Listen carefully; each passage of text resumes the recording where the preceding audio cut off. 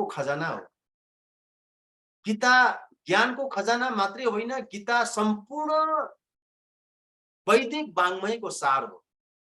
वेद अध्ययन गर्नुहुन्छ त्यसको सार पनि गीतामा भेट्नुहुन्छ।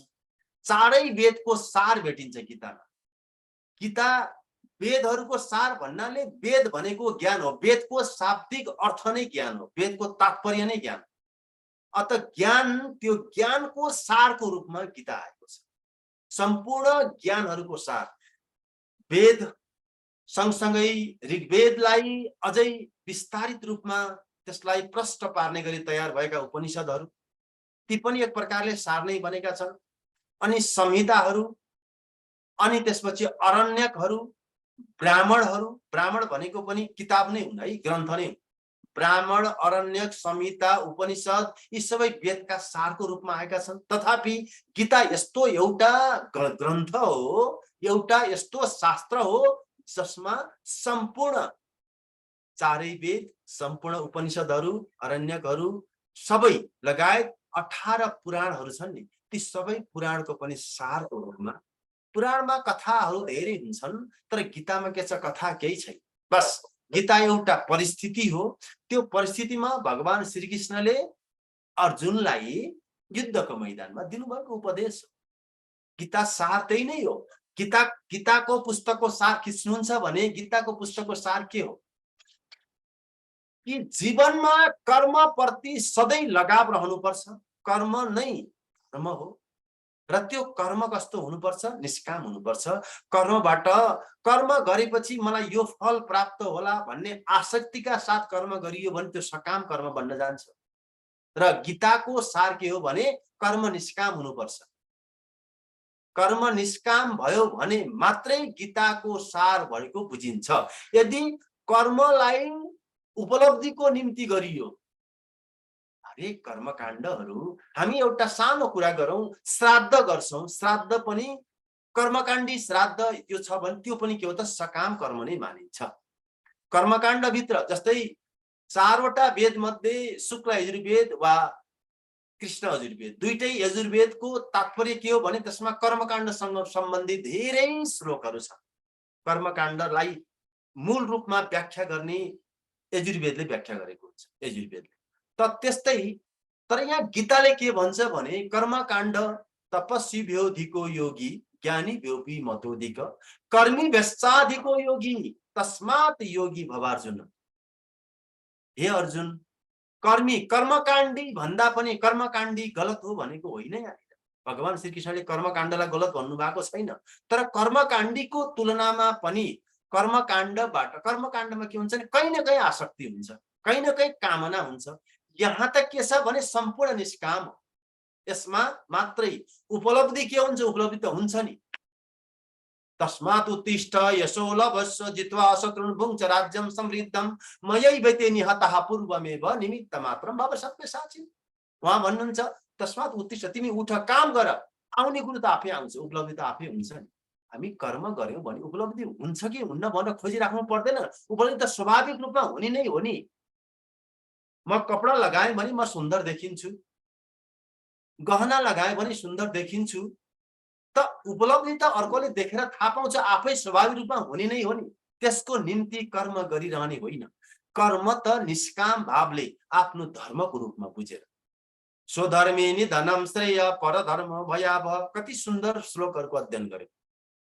यसरी गीता के हो त, निष्काम कर्मप्रति एउटा त्यो क्षेत्रमा लागेको, त्यो क्षेत्रमा अथवा आध्यात्मिक क्षेत्रमा प्रविष्ट भएको त्यो दिव्य पुरुषलाई के गर्ने हो त, कर्मलाई धर्म जान्ने गरी निष्काम कर्म भावले प्रेरित गर्ने। गीताको मूल तात्पर्य त्यो हो। निष्काम कर्म गर, फलको आशा नगर। सुरुमा मलाई के लाग्थ्यो, कर्म गर्ने फलको आशा नगर्ने कस्तो खालको रचना गरिएछ यो शास्त्र। तर फलको आशा गरिरहनु आवश्यक नै छैन। यो त स्वाभाविक रूपमा फल त प्राप्त हुने नै हो। त्यसकारण हरेक कर्महरू निष्काम भावका साथ गरियो भने गीताको अनुसरण पनि हुन्छ र जीवन पनि दिव्य जीवन बन्न थाल्दछ। आउनुहोस् आज चर्चा गर्छौं श्रीमद् भगवत ज्ञान पुस्तक गीताबाट अध्याय 17 श्रद्धातरीय विभाग योग श्लोक नम्बर 14 र 23। श्रद्धा तरीय विभाग योग श्लोक नम्बर 14 र 23 दुईटा श्लोकको आज चर्चा गर्नेछौँ। यो सबैभन्दा पहिलो श्लोक आजको छ, आउनु चर्चा गर्छौँ। आजको पहिलो श्लोक छ, ये जन्ते सात्विका देवान् यच्छ रक्षंसि राजसाः प्रेतान् भूतगणांश्चान्ये यजन्ते तामसा जनाः। ये जन्ते सात्विका देवान् यच्छ रक्षंसि राजसाः प्रेतान् भूतगणांश्चान्ये यजन्ते तामसा जनाः। राजन सर हजुर उच्चारण गर्नुहुन्छ। आदरणीय खुमानन सर, यसमा हाम्रो यो 4 नम्बरमा रहेछ खुमानन सर, हामीले 14 भनेर लेखेका रहेछौँ। ठिक छ, मैले 4 गरेँ है। 4 ये जन्ते सात्विका देवा अन्यच्छराच्छांसि राजसा प्रेतान् भूतगणांश्चान्य ये जन्ते तामसा जनाः। त यसको तात्पर्य के भने, यसको अर्थ के भने, भगवान श्रीकृष्ण भन्नुहुन्छ व्यक्तिको क्याटेगोरी अथवा समाजमा धेरै प्रकारका व्यक्ति हुन्छन्। यी मध्ये कस्ता प्रकारका हुन्छन्? सात्विक हुन्छन्, कोही राजसी हुन्छन्, कोही तामसी हुन्छन्। यी तामसीहरूको स्वभाव त अलि फरक स्वभावका देखिन्छन्। फरक स्वभाव कसरी बुझ्ने? सात्विकहरू छन् ती मनुष्यहरूले देवताहरूको पूजन गर्छन् अथवा ती देवताको निकट रहेका हुन्छन्, देवहरूको निकट रहेका हुन्छन् सात्विकहरूले। यजन्ते सात्विका देवा, जसले देवहरूको पूजन गर्छन्, देवताको नजिक रहन्छन्, देवताहरूलाई सम्मान गर्छन्, तिनीहरू सात्विक पक्ष हो अथवा त्रिगुण मध्येका ती सात्विक गुण बढी भएका व्यक्तित्वहरू हुन् जसले देवहरूलाई पूजन गर्छन्। अनि राजसी मनुष्यहरूले, मनुष्यको क्याटेगोरी छुट्टिएको छ। राजसी मनुष्यहरूले यक्ष रक्षंसि राजसः, यक्ष र राक्षसहरूको पूजा गर्ने गर्छन्। यक्ष र राक्षसहरूको, अथवा त्यो पक्ष पनि ठिकै हो नि, यक्ष र राक्षसहरू पनि त ठिकै हुन् नि भन्ने खालको धारणा राजसी मनुष्यहरूले लिने गर्छन्। किनभने यक्ष राक्षसहरूको अलिकति लड्ने भिड्ने मामलामा उनीहरू अगाडि बढेका हुन्छन्। देवताहरू समग्र स्वरूप है, यहाँनिर कुनै एउटा व्यक्ति विशेष कुनै फलानु देवताको कुरो नभनेर समग्र स्वरूपको रूपमा के भनिएको छ भने राक्षसहरू लडाई भिडाइमा अर्कालाई नोक्सान गर्नको निम्ति पनि अगाडि बढ्छन्। त्यस्तै राजसी मनुष्यहरूले पनि के गर्छन् त अर्काको क्षति पुर्याउन पनि पछि पर्दैनन्। आफ्नो फाइदाको निम्ति अर्काको क्षति पनि पुर्याउन सक्छन् अथवा यक्ष र राक्षसहरूको प्रक्रिया अथवा त्यो खालको उनीहरूको परम्परा संस्कृति रहेको छ। र त्यसपछि तेस्रो क्याटेगोरीका छन्, तेस्रो प्रकृतिका जो तामसी मनुष्यहरू छन्, तिनीहरूले भूत प्रेतगणको पूजन गर्छन्। प्रेतान् भूतगणाश्चान्ये यजन्ते तामसा जना। यहाँ 3 प्रकारका समाजमा भएका 3 प्रकारका मान्छे, जस्तै एउटै घर परिवार भित्र पनि सात्विक राजसिक र तामसिक 3 प्रकारका मान्छे हुन सक्छन्। त्यो तत्काल गरेर देखिने भन्दा पनि उनीहरू भित्रको चित्तभित्रको भावको बारेमा यसले कुरा गरेको छ। उनको भावले देवताहरूलाई त्यस प्रकारको भाव व्यक्त हुन्छ कि देवताहरूको पूजन गर्नुपर्छ भने ती चाहिँ सात्विक मनुष्यहरू हुन्। र यक्ष र राक्षसको पूजा गर्नुपर्छ भन्ने सोच्नेहरू ती राजसी मनुष्यहरू हुन् भने तामसी मनुष्यले भूत र प्रेतहरूको पूजा गर्नुपर्छ भन्ने सोच्दछन् भनेर यो चौथो सूत्रले भनेको छ। धन्यवाद। एकचोटि फेरि यसलाई उच्चारण गर्छौं। ये जन्ते सात्विका देवान् यच्छ रक्षंसि राजसा प्रेतान् भूतगणाश्चान्ये यजन्ते तामसा जना। अब यसपछि आउनुस् 23औं नम्बर सूत्रको चर्चा गर्छौं। ओम तत्सदिति निर्देशो ब्राह्मणस्त्रिविधः स्मृतः ब्राह्मणास्तेन वेदाश्च यज्ञाश्च विहिताः पुरा। ओम तत्सद इति निर्देशो ब्राह्मणस्त्रिविधः स्मृतः ब्राह्मणास्तेन वेदाश्च यज्ञाश्च विहिताः पुरा। यो बडा गजबको सूत्र छ, यो निकै महत्त्वपूर्ण सूत्र छ। ओम तत् र सत, यी 3 वटा शब्द। ओम तत्सत इति भनेको छ नि सुरुमा। ओम तत्सत इति सृष्टिको आदिकालदेखि अथवा जब सृष्टि प्रारम्भ भयो, सृष्टि प्रारम्भ भएको यी कुनै तारिखे कुनै क्यालेन्डरले भेट्ने होइन सृष्टि प्रारम्भ कहिले भयो भन्ने कुरो।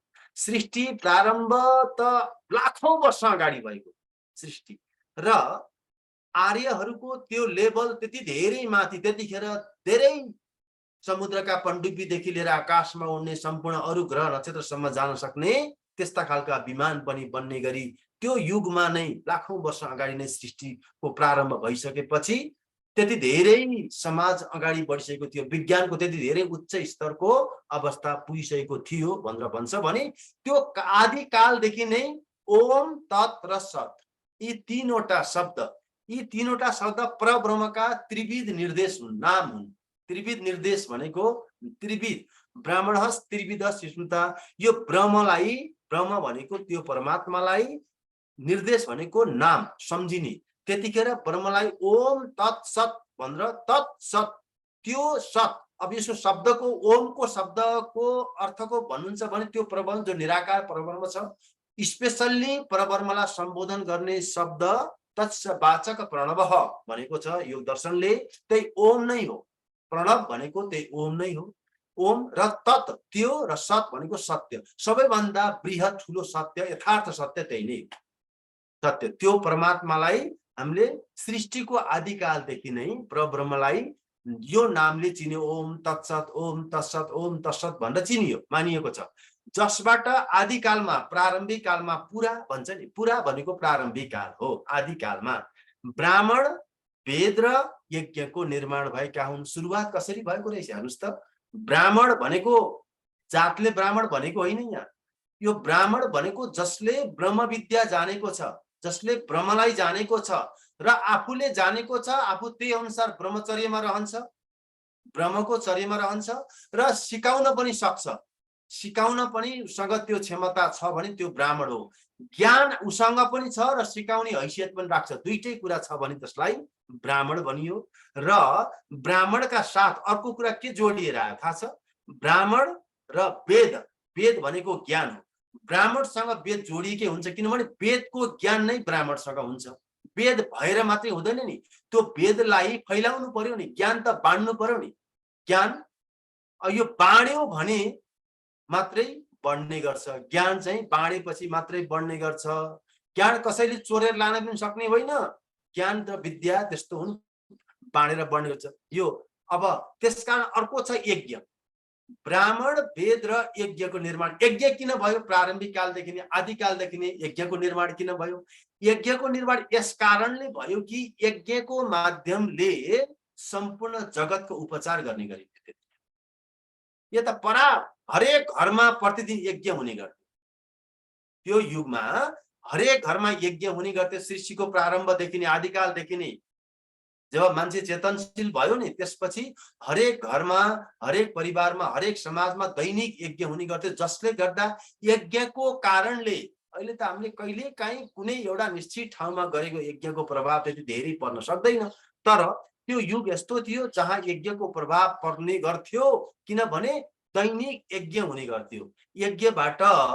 यज्ञबाट उत्पन्न धुवाँले सम्पूर्ण वायुमण्डललाई स्वच्छ, पवित्र र निर्मल बनाउँथ्यो, जसले गर्दा व्यक्तिहरू व्याधिबाट मुक्त हुन सक्थे। बाहिरको वातावरणमा हामी भाइरस के भन्छौँ, ब्याक्टेरिया, भाइरस आदि, यी सम्पूर्ण बाहिर जो शरीरलाई अहितकारी ती जीवाणुहरू छन् नि, ती जीवाणुलाई मार्न सक्ने शक्ति यज्ञबाट उत्पन्न भएको धुवाँ नै। यी तीनटा प्रारम्भिक कालदेखि नै यी परब्रह्मका सूचक बन्दै गएका ओम तत्सतबाट नै के भयो त? आदिकालमा ब्राह्मण वेद र यज्ञको निर्माण भएको हो। ब्रह्मलाई सन्तुष्ट पार्नको निम्ति अथवा ईश्वरलाई सम्झिनको निम्ति, ईश्वरलाई सम्बोधन गर्नको निम्ति यज्ञ गर्दा ब्राह्मणहरूले वैदिक मन्त्रहरूको पाठसँगै ओम तत्सत भनेर यी तीनवटा साङ्केतिक शब्दको अहिले पनि उच्चारण गर्ने गर्छन्। अहिले पनि ओम तत्सतबाटै सुरुवात गरिन्छ। हरेक यज्ञको, हरेक कर्मको, आध्यात्मिक कर्मको सुरुवात ओम तत्सतबाटै गरिन्छ। संकल्प लिने गर्छौँ, ओम तत्सत तत्सत तत्सत तत्सत भन्ने सुन्नु भएको छ होला नि यहाँहरूले, केही नभए श्राद्धको बारेमा त सुन्नु भएको छ। हरेक श्राद्धमा यी शब्द ओम तत्सत भनेर यी तीनवटा, यी अत्यन्त महत्त्वपूर्ण छन्, त्यसकारण मैले घरिघरि दोहोऱ्याइरहेको छु। ओम तत्सत यी तीनवटा शब्द परब्रह्मका त्रिविध निर्देशहरू हुन्। ओम तत् सत यी तीनवटा शब्द ईश्वरका त्रिविध नामहरू हुन्। बुझ्नुपर्छ। धन्यवाद। अब आउनुहोस् अध्याय 18 मा जान्छौं। मोक्ष सन्यास योग श्लोक नम्बर 66। मोक्ष सन्यास योग। अब अन्तिम 18औं अध्याय भनेको अन्तिम 18। अब यहाँनिर यो श्लोक यति धेरै महत्त्वपूर्ण श्लोक छ कि हामी यो जहाँ पनि जुन ठाउँ पनि प्रयोग गर्न सकिने गरी निर्माण भएको श्लोक हो। सर्वधर्मान परित्यज्य मामेकं शरणं व्रज अहम त्वां सर्वपापेभ्यो मोक्षयिष्यामि मा शुचः। सर्वधर्मान परित्यज्य मामेकं शरणं व्रज अहम त्वां सर्वपापेभ्यो मोक्षयिष्यामि मा शुचः। राजन सर एकचोटि हजुरको पनि उच्चारण होस् त यसमा।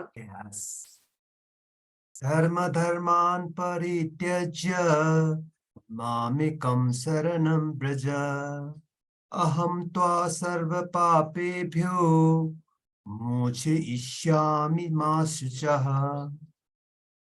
अब यसको ठ्याक्कै अर्थ लाउनुहुन्छ भने एउटा वाक्यमा सिद्धिन्छ अर्थ। यो अर्थ के हो भने सबै प्रकारका धर्मलाई त्यागेर मेरो शरणमा आऊ, म तिमीलाई सम्पूर्ण पाप कर्मबाट उद्धार गर्छु, तिमीलाई कुनै प्रकारको शोक गर्न नै पर्दैन। अर्जुनलाई भन्नुभयो भगवान। अब यहाँनिर अर्जुनलाई भन्नुभएको सर्वधर्म भनेको के हो यसको बारेमा बुझ्नुपर्ने हुन्छ। सर्वधर्मान परित्यज्य हेर्नुस् है त, पुरा 17औं अध्यायसम्म उपदेश दिनुभयो। बडा जटिल विषय छ यो, अलिकति बुझ्ने प्रयत्न गर्नु होला है त। 16औं अध्याय 17औं अध्यायसम्म लगातार उपदेश दिनुभयो। अब 18औं अध्याय पनि 66औं नम्बर श्लोकमा अन्तिममा गएर के भन्नुहुन्छ भगवान श्री कृष्ण? सबै कुरा त्याग्देऊ। धर्म भने कर्म भन्ने अघि कुरो भयो, सबै कर्म पनि त्याग्देऊ, मेरा शरणमा पर, म तिमीलाई सम्पूर्ण पाप कर्मबाट उद्धार गर्छु। अब यहाँनिर दुईटा विषय उठान भएका छन्।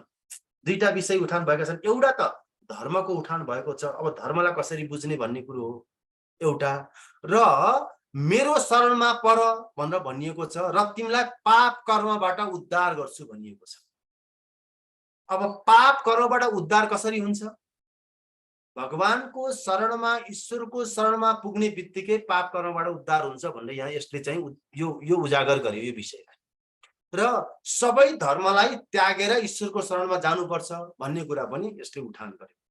र यसको तात्पर्य के भने सबै कर्महरू जो धर्म छन्, जसलाई हामी सत्य कर्म, जुन सत्यबाट निर्देशित छ त्यो कर्म नै के हो त? धर्म हो। सत्यबाट निर्देशित कर्म नै धर्म हो।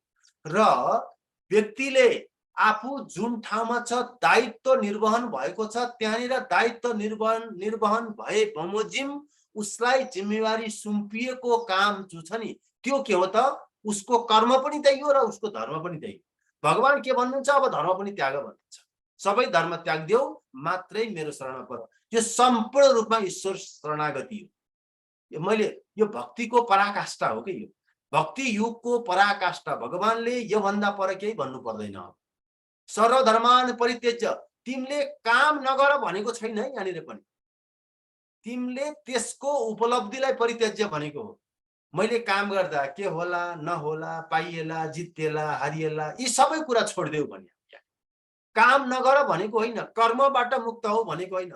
धर्मान परित्यज्य भनेको कर्मको उपलब्धि, धर्म भनेको त उत्पत्ति हो नि। धर्म भनेको त कुनै देखिने वस्तु होइन नि। धर्म भनेको भाव हो। हामी कुनै कर्म गर्छौं, त्यसबाट भाव कस्तो पर्छ चित्तमा, त्यो उपलब्धि के हो त? धर्म हो। उपलब्धि। सही कर्म गरेको छ भने धर्म हुन्छ, गलत कर्म गरेको छ भने पाप हुन्छ। अनि तिमीलाई सम्पूर्ण पाप कर्मबाट उद्धार गर्छु भनेर भन्नुभएको छ नि। एउटा कुरा के छ भनेपछि व्यक्ति हत्या हुन्छ, युद्धमा व्यक्ति हत्या हुन्छ नि, त्यहाँनिर पाप पनि हुन्छ। सोझो दृष्टिले हेर्दाखेरि व्यक्ति हत्या भइसकेपछि रगतको खोलो बग्छ, लाखौं मान्छेको मृत्यु हुन्छ महाभारत युद्धमा। अब त्यो पाप त भयो नि, प्रकारान्तरले हिंसा त भयो नि। तर चित्तमा हिंसाको भाव आएर गरिएको हिंसा हो या कर्तव्य पथमा गरिएको हिंसा हो, यो कुरा। त्यसकारण के भन्छ भने शास्त्रले कर्तव्य पथमा जाँदा जाँदै कर्तव्यको कारणले गरिन्छ भने 100औं हत्या पनि हिंसा हुँदैनन् भनेर शास्त्रले नै भनेको छ। त्यो पनि अहिंसा नै मानिन्छ। तर एकातिर योग दर्शनले के भन्छ भने कृतकारितानुमोदिता भन्छ।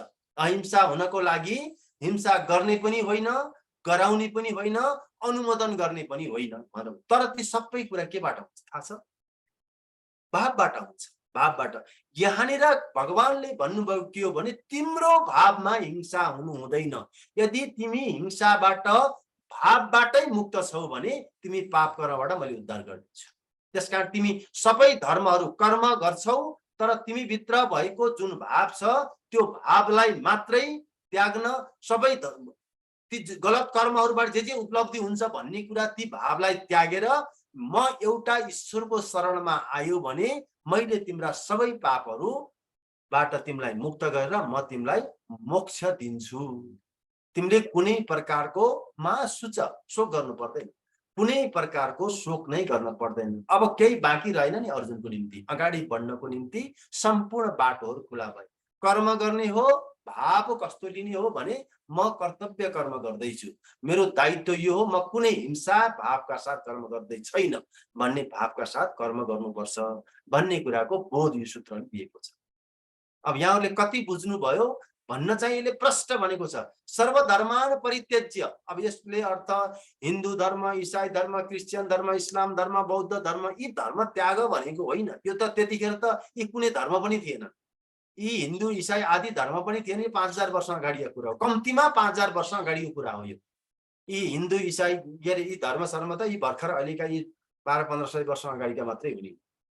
क्रिस्चियन धर्म, इसाई धर्म, इस्लाम धर्म आदि भनेपछि यहाँनिर के भनिएको भने तिमी भित्रको भावलाई रूपान्तरण गर र मोक्ष प्राप्त गर्छौ। कुनै किसिमका चिन्ता शोक गर्न नै पर्दैन। तिमी भित्रको भावलाई परिवर्तन गर। यसकारण सकाम भाव छोडेर निष्काम भाव उत्पन्न गर, त्यही नै धर्म हो भनेर भनिएको छ। आउनुहोस् एकचोटि फेरि उच्चारण गर्छौं। सर्वधर्मान परित्यज्य मामेकं शरणं व्रज अहम त्वा सर्व पापेभ्यो मोक्षयिष्यामि मा शुचः।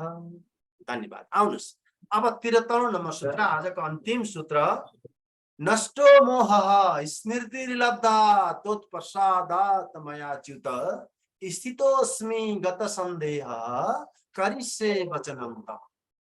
अर्जुन भन्छन् है, यो अर्जुनको भाषा हो। अन्तिममा अर्जुनले भन्दैछन् नष्टो मोहः स्मृतिर्लब्धा त्वत्प्रसादात् मया च्युत स्थितोऽस्मि गत सन्देहः करिष्ये वचनं तव। राजन सर एकचोटि हजुरको पनि वाचन होस्।